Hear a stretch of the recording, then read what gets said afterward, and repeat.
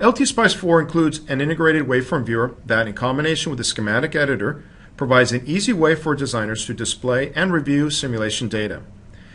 This means that if you click on an object in the schematic editor, the voltage on that wire or current through that component will be plotted on the waveform viewer, and some basic measurements can be taken.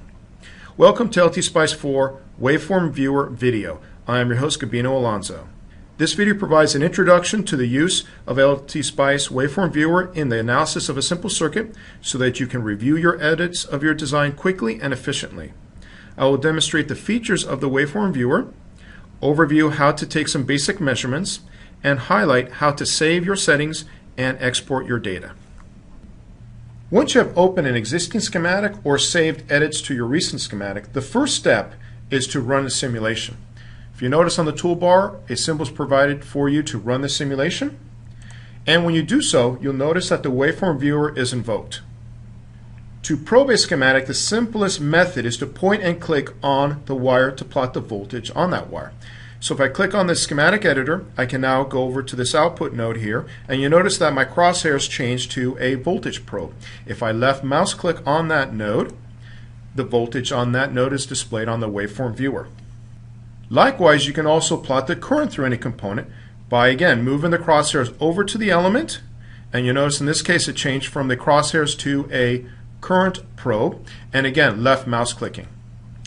You can also plot current into a component with more than 2 pins by clicking on the symbol for the pin. So if I take my cursor over to the switch here, you notice that it changes again to a current probe.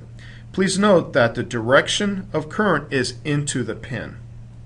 If you need to delete individual traces on the waveform viewer, you can easily do so by making the waveform viewer the active window, selecting cut on the menu, and going to the symbol for the waveform trace that you want to remove and just left mouse clicking.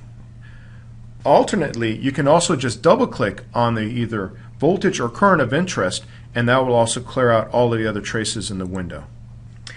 It is also possible to plot voltage differences utilizing the mouse by clicking on one node and dragging to another node. And you will see that the red voltage probe on the first node, and then it becomes black probe on the second node. This allows you to now plot the voltage difference between those two nodes.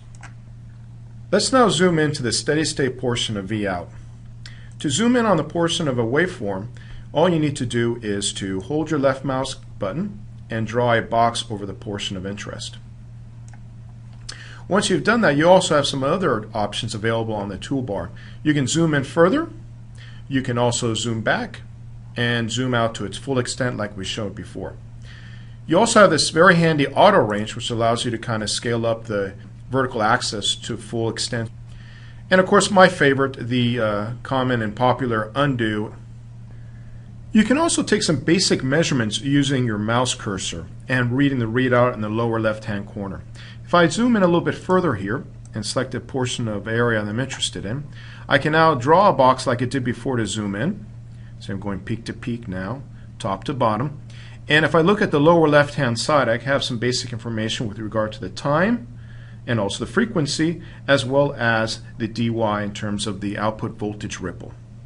Now to get out of this, I have two options. I can either hit the escape key or the right mouse button.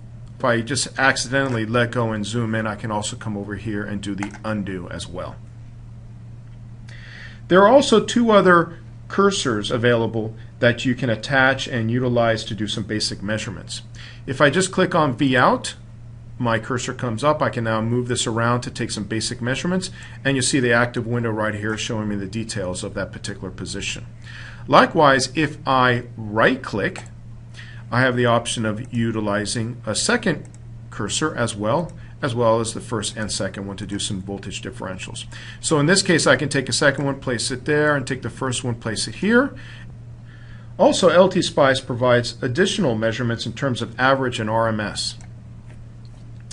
If I hold down the control key and left click on the label on the output, whether it be current or voltage, you'll notice it gives me some information here with regard to the average and the RMS value for that particular window of time that I'm looking at.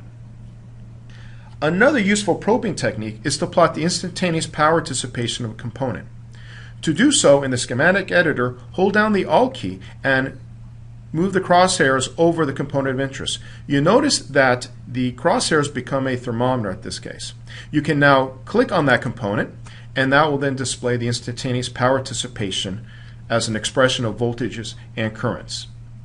You can also calculate the average power dissipation, like we've talked about earlier, by holding the Control key and clicking on the label. And that will provide you the average power dissipation over the window of interest. Another useful feature of the waveform viewer is the support of multiple plot panes to display data in more than one window.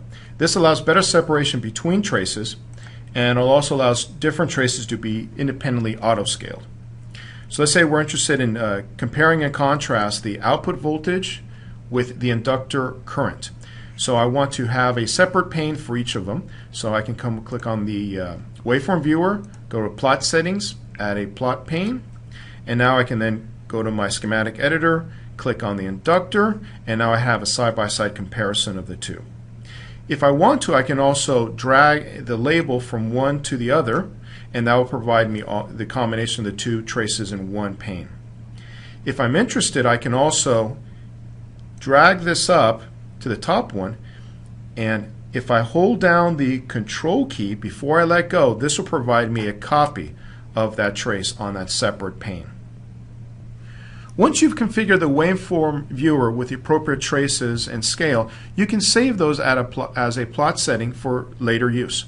To do so, go under Plot Settings, click on Save Plot Settings, and if you use the default name, that will be available the next time this circuit is invoked. Additionally, you can also copy plots as bitmaps for when you need to attach them to a Word document, Paint, or an email. To do so, under the Tools menu, you have the option here to copy bitmap to clipboard, from which you can then easily paste it into another application.